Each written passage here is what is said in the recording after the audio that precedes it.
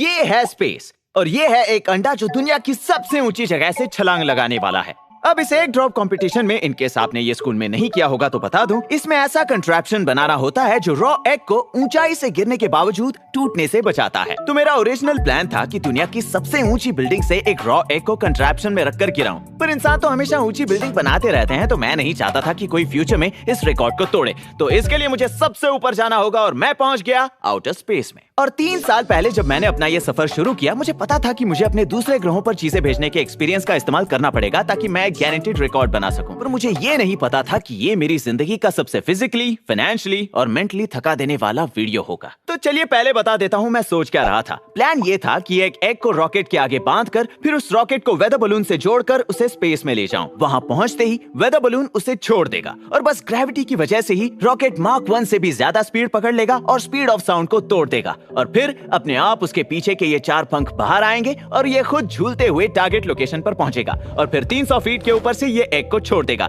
जो इस मैट्रेस पर अपने आप गिरेगा जिसे हमने जमीन पर बिछाया होगा। और ये सब हमें बहुत आसान लग रहा था। तो एक अच्छे इंजीनियर्स की तरह हमने हमारी प्रॉब्लम्स को छोटे छोटे स्टेप्स में बांटा। सबसे पहले हमने एग की टर्मिनल वेलोसिटी कैलकुलेट की और टर्मिनल वेलोसिटी का मतलब होता है कि कोई भी एक वस्तु जिसमें इंसान भी शामिल है वो एक मैक्सिमम स्पीड से गिरती है जब पृथ्वी का फोर्स उन्हें अपनी ओर खींचता है और अधिक से अधिक हवा के मॉलिक्यूल्स से टकराने की वजह से उसमें बने पुशबैक फोर्स को बैलेंस करता है जैसे ही वो तेजी से गिरना शुरू करते हैं। इंसानों की स्पीड होती है 200 किलोमीटर पर आवर और एक एग के लिए कुछ सिंपल मैथ करने के बाद हमें पता चला कि ये गिरेगा 120 किलोमीटर पर आवर। और इस बात का ध्यान देने के लिए कि ये एग मैट्रेस पर अपनी टर्मिनल वेलोसिटी से गिरने के बावजूद टूटेगा नहीं, हमने हमारा पहला टेस्ट किया। और क्योंकि हमें इतनी ऊंची बिल्डिंग नहीं मिली जिसके वकील हमें ये एग फेंकने के लिए ऊपर चढ़ने दें, हमें थोड़ा इम्प्रोवाइजेशन करना पड़ा।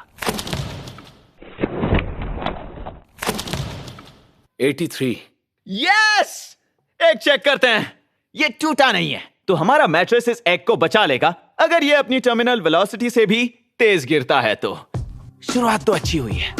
तो हमारे DIY स्पेस प्रोग्राम का अगला स्टेप है मेरे दोस्त के कैलिफोर्निया के ग्रिडली शहर में मौजूद एक छोटे से फार्म में जाना, जहां पर हमने एलिफेंट टूथपेस्ट का वर्ल्ड रिकॉर्ड तोड़ा था। हमारा प्लान है हमारे टारगेट मैट्रेस को यहां पर रखने का जिस पर हमारा एग लैंड करेगा, वो भी फील्ड के बीच में। बस हमारी मैट्रेस नॉर्मल मैट्रेस से थोड़ी बड़ी है। ठीक है, तो यहाँ पीछे हमने स्मोक चार्ज लगाया है ताकि जब वो ऊपर आसमान से आए तब हम इसे पिक कर सके। तो ये है कंप्यूटर और ये है इसके पंख। बाय द वे, ये है जो और इसके इंटरेस्टिंग चैनल का नाम है BPS स्पेस। और जो बात इसे बहुत कूल बनाती है वो है कि इसने किसी भी स्कूल से इंजीनियरिंग डिग्री नहीं ली है। इसने सब खुद सीखा है और हाल ही में इसने एक रॉकेट लॉन्च करके उसे SpaceX टाइम में लैंड किया, वो भी 7 साल कोशिश करने के बाद। जो का काम है कि वो रॉकेट को ट्रैक करके उसे मैट्रेस की ओर गाइड करे पीछे लगे इन मूवेबल पंखों के साथ, और मेरा काम है पेलोड संभालना। ऊपर जाते वक्त एग जमने से टूट न जाए इसलिए हमने इसे एक छोटे से ओवन में हीटर के साथ रखा है और उसके साथ ही है अपने आप एग को छोड़ने वाला मैकेनिज्म भी।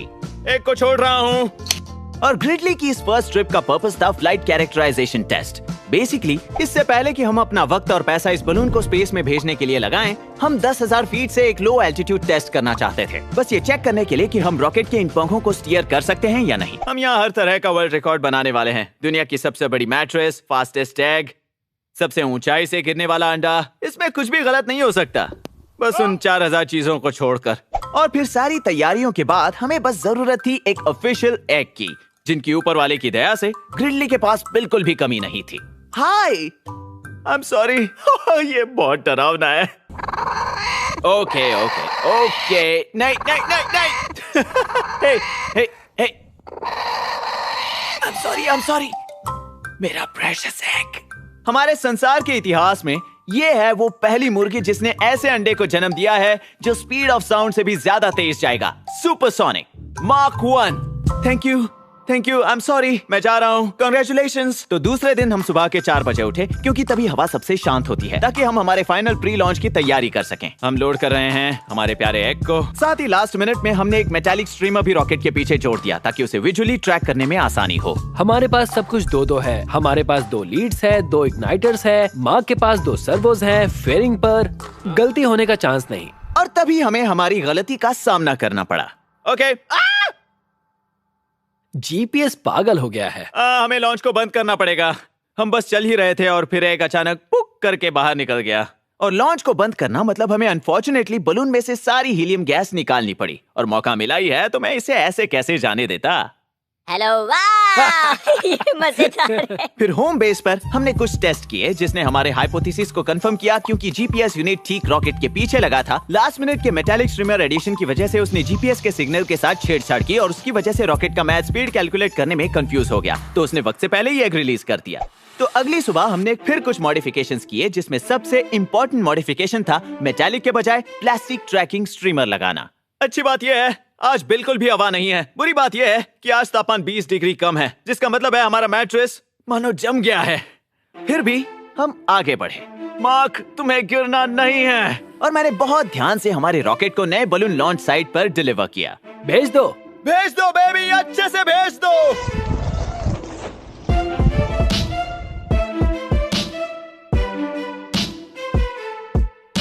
ये जा रहा है। क्या हमें वो दिख रहा है? ओ हाँ, मुझे दिख रहा है।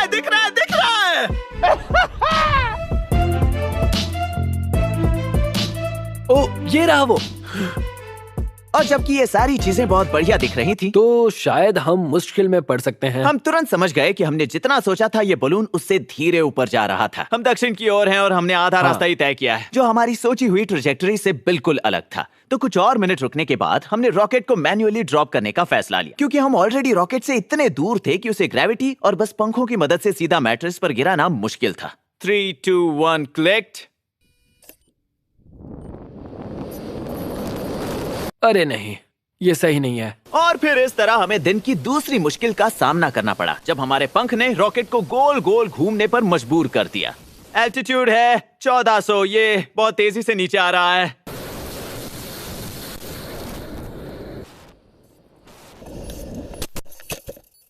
कहीं तो लैंड हुआ है। मैट्रेस पर देखो, जस्ट इन केस। और क्योंकि हमारे पास रॉकेट की जीपीएस कोऑर्डिनेट्स थे, हम उसे ढूंढने निकल पड़े। सबसे बड़ा सवाल यह है कि उस अंडे का क्या हुआ होगा। मार्क, मुझे लगता है मेरे पास तुम्हारे लिए बुरी खबर है। और उसके बाद हमारा पाला पड़ा पंछियों से भरे खेत से, और मुझे एक और मौका मिला जिसे मैं हाथ से नहीं जाने देना चाहता था। आखिर क्या है वो? क्या वो पैराशूट है? इसमें एग नहीं है। एग रिलीज हो गया, इसका मतलब एग अपने आप बाहर आ गया। तो ये बिल्कुल सही है। हाँ, पर उस सिल्वर लाइनिंग के बावजूद वो मूवेबल पंख एक्चुअली रॉकेट को गोल गोल घूमने पर मजबूर कर रहे थे, जो सरप्राइजिंग है, क्योंकि जो ने इसे यहाँ लाने से पहले बहुत से एनालिसिस और टेस्टिंग की थी। तो सारे फुटेजेस और फर्मवेयर को ठीक से देखने के बाद वो कोड में छिपे एक दबंग नेगेटिव साइन को खोजकर ठीक करने में कामयाब हो पाया, जो इस सारे कंट्रोल इश्यूज का कारण था। जिसका मतलब हम एक और फाइनल ट्राई के लिए तैयार थे। हमारे पास सारे स्पेयर पार्ट्स और बचे कुछ वेदर बलून्स खत्म हो गए थे, पर इसके बावजूद ये हमारी आखिरी कोशिश होगी। अगर हम एग को मैट्रेस पर 10,000 फीट से लैंड नहीं कर पाए, तो हमें नहीं लगता कि हम इसे कभी भी स्पेस से गिरा पाएंगे। क्या बात है! ये तारामंडल की बातें हम जैसी मंडली ही कर सकती है, समझे? मैं खड़ा हूँ दुनिया की सबसे बड़ी मैट्रेस के बीच में, और उम्मीद है कि यहाँ पर यह एग 45 मिनट में लैंड करेगा। नहीं तो हम लोग टॉपिक बदल देंगे और मेरे नए वीडियो का नाम होगा दुनिया का सबसे बड़ा मैट्रेस। तो मैं अभी रॉकेट को तैयार कर रहा हूँ। आखिरी स्टेप। ठीक है मेरी रानी, अब तुम सफर पर चलोगी। 3, 2, 1 जा जी ले अपनी जिंदगी सिमरन। अब तक तो सब सही है, हम 500 मीटर पर आ चुके हैं। अब ये बलून हमारे टारगेट मैट्रेस पर हिट करे, इसलिए हमने हर बार ग्रिडली के 4 अलग जगह से लॉन्च किया, जो एक इंटरेस्टिंग सवाल उठाता है, जो शायद आपके मन में भी आया होगा कि बड़े बलून्स जैसे कि हॉट एयर बलून्स खुद को स्टीयर कैसे करते हैं, या मैं कहूँ उन्हें कैसे पता चलता है कि वो कहाँ लैंड करेंगे। और इसका जवाब है कि कंप्यूटर को हवा की स्पीड और डायरेक्शन के बारे में अच्छे से पता होता है। जैसे हम ऊपर की तरफ जाते हैं, तो अगर मानो उस दिन ये हवा के डायरेक्शंस और स्पीड का अनुमान है, तो हमें इसे यहाँ से लॉन्च करना होगा ताकि वो हमारे मैट्रेस के ऊपर ठीक 10,000 फीट पर पहुंचे। पर इंटरेस्टिंग बात यह है कि ये सारी जानकारी हमारे पास आई कहां से, क्योंकि हर रोज ऐसे 2 बलून्स को आसमान में छोड़ने का काम किसी को करना पड़ता है, वो भी लंदन टाइम की दोपहर और मिडनाइट पर ये काम दुनिया भर में अलग अलग जगह से किया जाता है, वो भी एग्जैक्ट उसी टाइम पर। और इन बलून से जुड़ा होता है कुछ तो जिसे कहते हैं रेडियो साउंड, जो मेजर करते हैं एल्टीट्यूड, प्रेशर, टेम्परेचर और हवा को। और फिर वो ये इन्फॉर्मेशन ग्राउंड स्टेशन को भेजता है, जिसे सुपर कंप्यूटर में डाला जाता है। और इसी वजह से वेदर और विंड प्रेडिक्शंस इतने एक्यूरेट होते हैं। तो लगभग 2000 बड़े बलून्स हर रोज ऊपर जाते हैं और बाद में फट जाते हैं, और ऐसे ही कहीं पर भी लैंड हो जाते हैं। और क्योंकि वो सिग्नल ट्रांसमिट करते रहते हैं, कुछ लोगों ने उसे ट्रैक करने की हॉबी बना ली है। हम ड्रॉप पॉइंट के कितने करीब हैं? बलून निकल चुका है। निकल गया। और इस बार हम उसे ठीक टारगेट ड्रॉप जोन में रिलीज कर पाए, जो वैसे तो खुशखबर थी, पर दूसरी तरफ इसके भी अपने चैलेंजेस थे। कहाँ पर है? कुर्सी उठा लो। 400, जल्दी कुर्सी उठा लो। 300। कुछ दिखा? Altitude 98 metres. लगता है हम लैंड हो चुके हैं। सब लोग ठीक है? बहुत मजा आ गया। तो इस बार हम ज्यादा करीब थे और इस बार हम उसे बस थोड़ा सा कंट्रोल करने में भी कामयाब हुए। हमने उसे ढूंढ लिया। ओह, एग है? एग नहीं है। एग नहीं है? 1 मिनट, ये तो एग है। ये तो एग है। ओ, क्या वो टूट गया? मतलब ये वैसा नहीं टूटा तो है। 3 बार फेल होने के बाद भी हम अभी तक उस लक्ष्य के करीब नहीं पहुंचे हैं जिसकी हम कोशिश कर रहे हैं। तो अब मैं फोन करने वाला हूं अपने प्यारे दोस्त एडम स्टेल्जनर को, जिसे देखकर आपको याद आ गया होगा कि ये मार्स पर लैंड करने वाली क्यूरियोसिटी के टीम से है। इन्होंने कैलटेक से पीएचडी की है और ये परसिवेरेंस और मास सैंपल रिटर्न के चीफ इंजीनियर भी हैं। और जब हमने एडम को एक्सप्लेन किया कि हम क्या करना चाहते हैं, उन्होंने हमारे ब्रिलियंट प्लान को देखते ही हमारी गलती पकड़ ली। क्या तुम दोनों किसी का घर उड़ाने की फिराक में हो? तुम ये कैसे करोगे? तुम ये कैसे करते हो? मैं जानता हूँ ये कैसे कर सकते हैं, पर पुलिस की नजरों से बचकर कैसे करोगे? दूसरे शब्दों में, हम एक प्रिसीजन गाइडेड मिसाइल बनाने की तैयारी कर रहे थे। दोस्त, तुमसे पहले ये काम हजारों लोगों ने किया और उन्होंने फेडरल लॉ को कसम दी है कि वो इस बात का जिक्र किसी से नहीं करेंगे। और सच कहूँ तो उनकी बात में दम तो था। जो लोग हमारी मदद कर सकते हैं वो नहीं कर सकते हैं, और अगर हमने ये खुद भी सीख लिया तो इसका वीडियो बनाकर उसे YouTube पर डालने पर भी काफी सवाल उठ सकते हैं।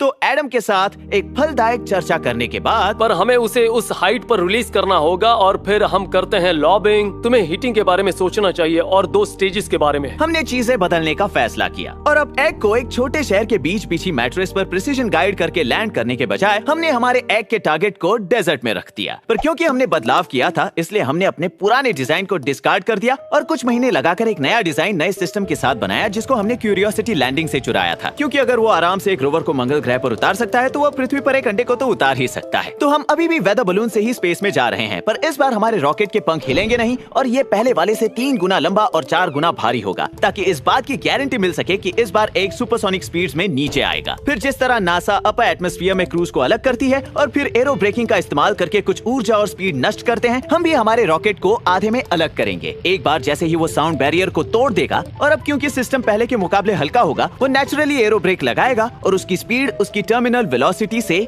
कम कर देगा।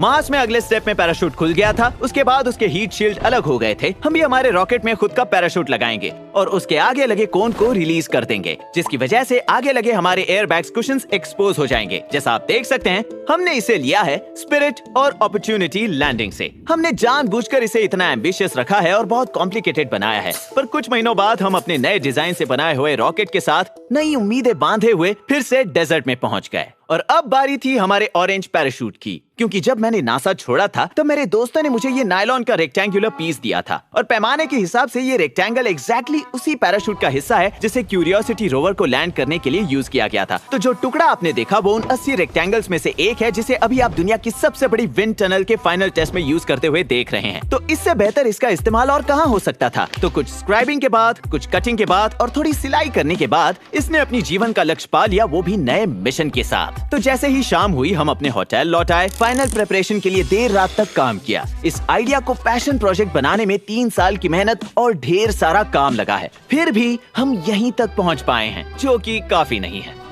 हमने बहुत सी चीजों के बारे में सोचा और ऐसी चीजें बनाई जिससे चीजें गलत ना हो। और जहाँ मेरे दिल में उम्मीद की किरण चमक रही थी, वही मेरा दिमाग ये जानता था कि आखिर में फैसला तो फिजिक्स के लॉज ही करेंगे।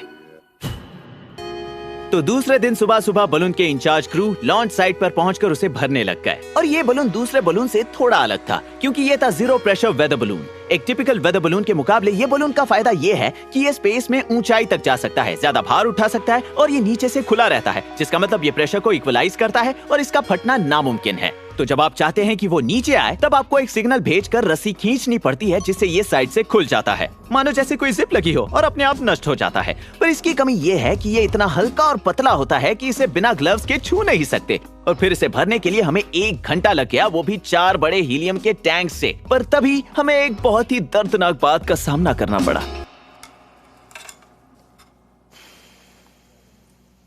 यार, मेरे पास एक बुरी खबर है। हमें काम बंद करना होगा। बलून में से हीलियम निकालना शुरू कर दो।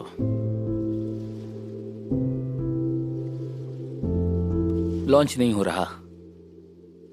शायद कोई इशू हो गया है जो आज सॉल्व नहीं हो सकता। तो अब हम हीलियम फिर से निकाल रहे हैं। अब किसी और दिन फिर से हम कोशिश करेंगे। तो नहीं, हमें नहीं पता। तुम क्या कह रहे हो? तुम सीरियस हो? लगता यही रहा है। अब बात ऐसी हुई कि जो रॉकेट के इस हिस्से का इंचार्ज था और मैं और मेरी टीम इस हिस्से की, और जहां हम दोनों ने अपने अपने सिस्टम्स नॉजियम को एक एक करके टेस्ट किया था। पर आज सुबह ही हमने इसे एक साथ जोड़कर टेस्ट किया और तब हमारी समझ में आया कि मैंने एक बहुत ही क्रिटिकल बात को नजरअंदाज कर दिया था। तो इसका टेंशन कंप्रेशन ये कमाल का है। ये इस चीज को अच्छे से पकड़ रही है, पर प्रॉब्लम यह है कि ये बहुत लंबा और बहुत भारी है, जिस वजह से ये हिल रहा है। मतलब ये झुक जाएगा। टेंशन कंप्रेशन में तो अच्छा है, पर मार्क 2 में ये होना मतलब ये काम नहीं करेगा। दुनिया में इस साइज का बलून है ही नहीं जिसे हम एक्सेस कर सकते हैं। अगले महीने के लिए भी यही इस्तेमाल करेंगे। हम इसे संभाल के रखने की कोशिश कर रहे हैं। उम्मीद है कि हम इसे दोबारा इस्तेमाल कर सकते हैं, पर अगर इसे गलत जगह छुआ तो अभी तो बस इम्परफेक्शन है, पर शायद इसकी वजह से हमारा फ्यूचर मिशन भी बर्बाद हो जाएगा। और मेरे लिए ये जिंदगी का सबसे लो पॉइंट था। दो अलग सिस्टम्स को जोड़ना मतलब इंजीनियरिंग का सबसे क्लासिक फेलियर पॉइंट था। मैंने इतनी बड़ी बात कैसे मिस कर दी, यही मैं सोच रहा था। और फाइनेंशियल कॉर्नर्स के बारे में तो बात ही नहीं करना चाहता। मुझे लग रहा था कि मैंने ना सिर्फ मेरी टीम के साथ साथ मेरे बाकी हेल्पिंग क्रू को भी और उन लोगों को भी दुखी किया जो 6 घंटे ड्राइव करके सिर्फ ये देखने के लिए वहां पहुंचे थे। पर यही तो फेलियर की बात है। इसकी चुभन सबसे ज्यादा होती है, पर इसकी वजह से इतना तो सीख जाते हैं कि क्या नहीं करना चाहिए। और मुझे वहां बैठे भले ही बहुत दुख हो रहा था, जो किसी भी अच्छे इंजीनियर को होता। मेरे दिमाग में मैंने एक लिस्ट को तैयार कर लिया था जिसे हम इस प्रॉब्लम को फिक्स करके एक बार और कोशिश करें और इस मिशन को सक्सेसफुल कर दिखाएं। और कभी हार ना मानने का सिद्धांत ऐसा है जो कभी सीखा नहीं जा सकता है। इनफैक्ट मेरा इसमें इतना विश्वास है कि मैंने अपनी टॉय कंपनी क्रंच लैब्स ये सोचकर ही शुरू की कि मैं बच्चों को भी एक इंजीनियर के जैसे सोचने की कला सिखा सकूं। तो इसके बिल्ड बॉक्स के साथ हर महीने आपको सिर्फ एक सुपर फन टॉय ही नहीं मिलता, पर आपको ये मेरे साथ करने का मौका मिलता है जिसमें मैं इसके काम करने के पीछे का फिजिक्स भी सिखाता हूँ। तो हम ऐसे माहौल में होते हैं जहाँ पर बनाना और सफल होना एक साथ होता है, ताकि प्रिंसिपल्स को अच्छे से सीख पाएं। तो अगर आप एक बच्चे हैं और अगर आप अपनी क्रिसमस लिस्ट में सबसे टॉप में कुछ रखने के लिए ढूंढ रहे हैं या आप किसी और को गिफ्ट देना चाहते हैं ताकि आप उनके हीरो बन जाओ, तो सीधा जाओ crunchlabs.com पर। अब मेरे खुद की हार से दोबारा उठ खड़े होने के लिए हमने 4 चीजों पर ध्यान दिया और फाइनल लॉन्च के लिए हमारे हिसाब से कोशिशें करना शुरू किया। सबसे पहले हमने कनेक्शन पॉइंट को फिक्स करने के लिए शीट डिजाइन से बेहतर बनाया ताकि वो झुके ना, और फिर सही एल्टीट्यूड पर आने पर वो अपने आप 2 हिस्सों में अलग हो जाए, वो भी ब्लैक पाउडर चार्ज के साथ। दूसरा, हमने रॉ एग में कुछ वैक्यूम और टेम्परेचर टेस्ट किए। स्पेस में एयर प्रेशर नहीं होता है और बलून को स्पेस में जाने के लिए 2 घंटे लगते हैं। वहाँ ठंड भी बहुत होती है, तो अगर आपने एग को बचाने के लिए कुछ नहीं किया तो वो हर बार जमने की वजह से टूट जाएगा। तो हमने कुछ हीटर्स की जांच की ताकि एग चेंबर गर्म रहे और ये प्रूव हो जाए कि एग हमेशा वार्म रहे। तीसरा, हमने हमारे सिस्टम में रिडंडेंसी बनाई। जब नासा मंगल ग्रह पर कुछ छोड़ता है तो वो लोग वहाँ उसे ठीक करने नहीं जा सकते, मतलब उसे काम करना ही पड़ता है, और इसीलिए क्रिटिकल सिस्टम्स का बैकअप होता है। क्यूरियोसिटी सिस्टम में मेरे बनाए डर्ट सैंपल के हार्डवेयर में भी जो रोवर में सैंपल उठाकर रखता है, उसमें एक ही जगह पर 2 दरवाजे थे ताकि अगर एक दरवाजा काम करना बंद कर दे तो दूसरे से काम बन जाए। हमारे केस में रिडंडेंसी का मतलब था 2 फुट लंबा कस्टम बीच बॉल जिसमें हमने हमारा दूसरा एग रखा पैकेजिंग मटेरियल में लपेटकर, और उसके पीछे लगाया एक 20 फुट लंबा स्ट्रीमर जिसे हम पत्थर की तरह गिरा देंगे। ये एकदम आसान होगा, ना कोई पैराशूट डिप्लॉय होगा, ना कोई ऑटोनोमस टाइमिंग सीक्वेंस चलाएंगे और ना ही कोई झगमग मैकेनिज्म होगा। ये होगा हमारा रिडंडेंट। हाँ पता है ये थोड़ा सा बोरिंग है, पर कम से कम एग को सेफली लैंड करने का दूसरा मौका तो होगा। चौथा और आखिरी, हम एक लोकल क्रेन यार्ड में गए हमारे दोनों सोल्यूशन के साथ, उनकी अपनी अपनी टर्मिनल वेलोसिटी पर टेस्ट करने। वैसे शुरुआत हमने बीच बॉल से की। कम ऑन बेबी, ये बिल्कुल ठीक है। और उसके बाद हमने रॉकेट का फाइनल लैंडिंग कॉन्फ़िगरेशन टेस्ट किया। ओह ये बाय द वे उस असली वाले रोवर पैराशूट ने बढ़िया काम किया सच में। और फिर इसके बाद हम 6 घंटा ट्रैक करके दोबारा डेजर्ट में गए, और इस बार मैं सच में दिल से चाहता हूँ कि ये आखिरी बार हो। हे गाइस, 4 बार हार का सामना करने के बाद हमने बहुत कुछ सीखा, जिस वजह से मैं ऑप्टिमिस्टिक महसूस कर रहा था। और जब हम पहुंचे तो हमें दो बड़ी खुशखबरी मिली। पहली कि हमारा super delicate zero pressure balloon जिसे हमने पिछले लॉन्च में यूज किया था वही इस बार भी कर रहे थे, क्योंकि इसके जैसा दूसरा मिलना आसान नहीं था। इसे हाथ लगाने पर भी इसमें छेद बन सकता था। तो मैं बहुत डर कर फिश स्केल रीडिंग को चेक कर रहा था जो हमें इसका हाल बताने वाला था।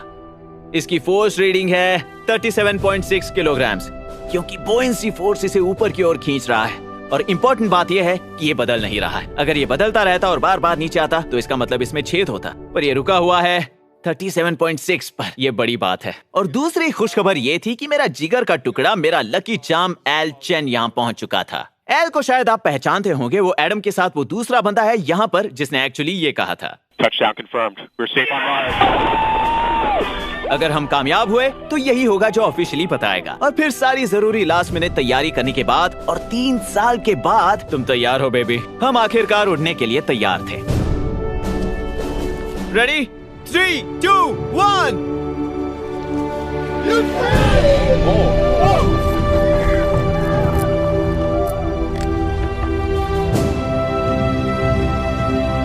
और सब कुछ अच्छा लग रहा था। बलून जैसा सोचा था वैसे ही ऊपर जा रहा था, और जिसका मतलब उसमें कोई छेद नहीं था।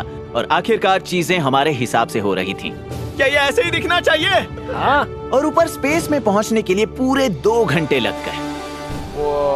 तो जैसे ही बलून 30,000 फीट की ऊंचाई पर पहुंच गया, हम हमारी गाड़ी में बैठकर प्रोजेक्टेड लैंडिंग स्पॉट पर जाने के लिए निकल पड़े, जो 45 मिनट की दूरी पर थी। तो अब तक सारे सिस्टम ठीक ठाक काम कर रहे हैं। बलून हवा में सही रेट से ऊपर जा रहा है। हमने कुछ क्रिटिकल थ्रेशोल्ड पॉइंट्स को भी पार कर लिया है और हमारा खेल अभी तक जारी है।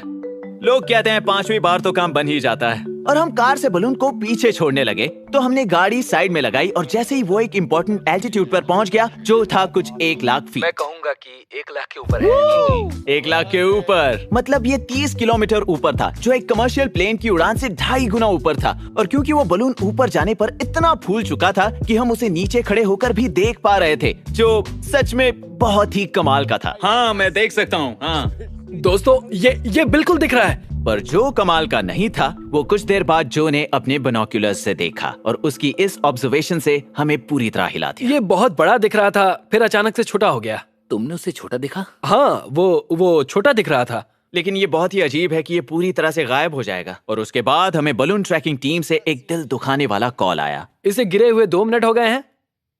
हाँ। वो बस 30,000 फीट के ऊपर ही गया था और फिर फट गया।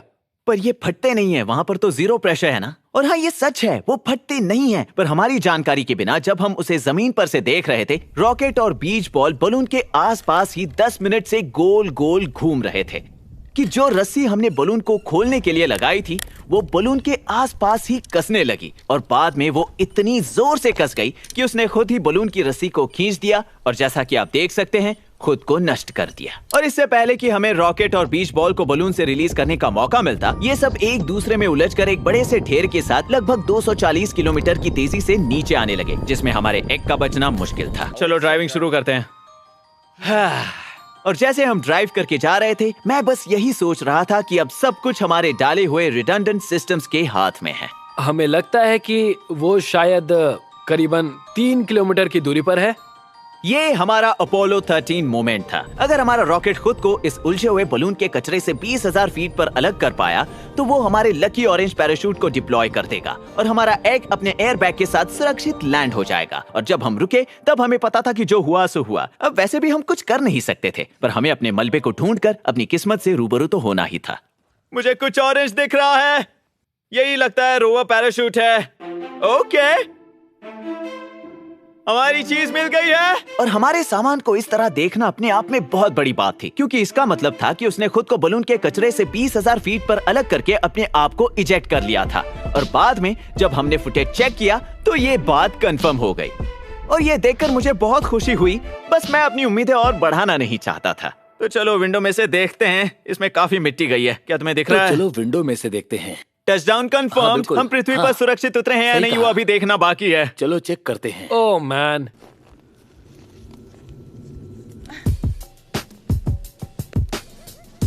हम पृथ्वी पर सुरक्षित पहुंच गए। हमने कर दिखाया। ये अंडा बहुत गर्म है। ये अंडा स्पेस में था और अब ये पृथ्वी पर है और ये बिल्कुल भी नहीं टूटा है। इसके बाद हम हमारे बीच बॉल को ट्रैक करने निकल पड़े, जो मेरे हिसाब से फिलहाल तो बस एक एक्स्ट्रा क्रेडिट जैसा था। ये है बैकअप, सिंपल सोल्यूशन वाला, एक असली इंजीनियर के सोल्यूशन की तरह। ओह माय गॉश, जरा देखो, हम पृथ्वी पर सुरक्षित पहुंच चुके हैं। हम पृथ्वी पर सुरक्षित पहुंच गए हैं, दोनों के दोनों बेबी, दोनों के दोनों। और जैसे ही हम हाथ में 2 बिना टूटे अंडे लेकर चल रहे थे, तब मुझे याद आया कि जिंदगी में चीजें हमेशा हमारे हिसाब से नहीं होती हैं, पर अपनी गलतियों से सीखकर उसमें दृढ़ता जोड़कर हम इंसान कुछ भी कर सकते हैं। फिर चाहे वो दुनिया का सबसे स्मार्टेस्ट मार्शियन रोबोट हो या ये नामुमकिन सा सबसे ऊंचा एग ड्रॉप हो। पता है सबसे कूल क्या है कि आप इस वीडियो को देखने के बाद कुछ ना कुछ जरूर सीखे होंगे। पर सोचिए, अगर आप मेरे साथ उस डेजर्ट में ट्रबल शूट करके उस रॉकेट को बनाने में मेरी मदद कर रहे होते तो कितना कुछ सीख पाते। वेल, आपके लिए एक बढ़िया न्यूज है, क्योंकि मैं काम करने वाला हूँ अगली बेस्ट चीज पर, और इसका नाम है क्रंच लैब्स बिल्ड बॉक्स। और ये हर महीने आपके घर तक डिलीवर हो जाएगा और फिर हम मिलके इसे बनाएंगे, जहां मैं आपको सारे फिजिक्स के साथ बताऊंगा कि ये कैसे काम करता है। ये खुद का मार्क रोबर वीडियो हर महीने बनाने जैसा है, जहां आप बस एक नए इंजीनियरिंग प्रिंसिपल को ही नहीं सीख रहे हैं, पर एक इंजीनियर के जैसे बिल्ड भी कर रहे हैं और एक इंजीनियर की तरह सोच भी रहे हैं। तो इससे आप रेजिलियंसी और प्रॉब्लम सॉल्विंग भी डेवलप करते हैं। और बाय द वे, आप विश्वास भी नहीं कर पाएंगे कि आप और मैं मिलकर कितने बढ़िया टॉयज बनाने वाले हैं, जैसे कि ये accurate rapid fire disc launcher, या ये लिंकेज पावर ड्राइंग मशीन, या ये Rube Goldberg style catapult launcher, जो आपको ऐसे महसूस करवाएगा जैसे आपने अपना एग स्पेस से लैंड किया हो। और मैं आपको बता दूं कि क्रंच लैब्स एक असली जगह है, जहां पर ये सारे बॉक्सेस हम डिजाइन करते हैं। और यहाँ पर है टेनिस बॉल कैनन, दुनिया का सबसे लंबा हॉट व्हील्स ट्रैक, और एक फोम पिट, और बहुत सारे कूल इन्वेंशंस। और हर महीने आप जब अपना बॉक्स खोलते हैं, तब शायद आप उसमें ये प्लैटिनम टिकट पाएं। और अगर आपको ये मिले तो आप अपने परिवार के साथ, मेरे और मेरी टीम के साथ पूरा एक दिन बिता सकते हैं, और हम मिलकर कुछ कमाल की चीजें बनाएंगे। तो अगर आप मेरे साथ इस जबरदस्त सफर पर चलना चाहते हो और इस सैड क्रिसमस ट्री को हैप्पी बनाना चाहते हो, तो जाइए crunchlabs.com पर या डिस्क्रिप्शन में दिए हुए लिंक को यूज कीजिए, जहां हम 2 महीने पैकेज फ्री में दे रहे हैं एज अ हॉलिडे स्पेशल।